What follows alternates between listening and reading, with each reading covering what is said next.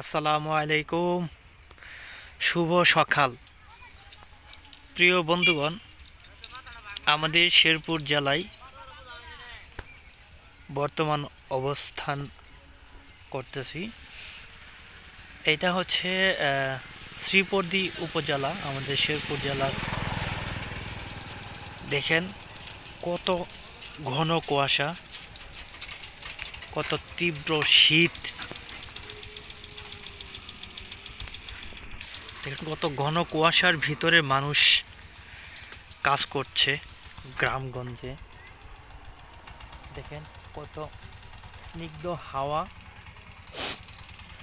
রীতিমতো কথা বলতে পারতেছি না ঠান্ডার ঠেলায়, যে কীরকম লেভেলে ঠান্ডা লাগতে পারে।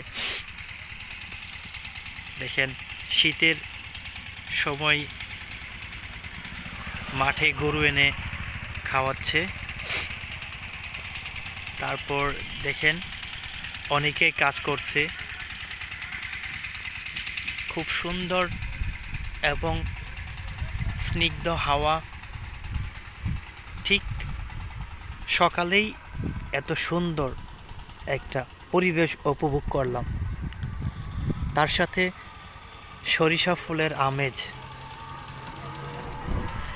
আলহামদুলিল্লাহ।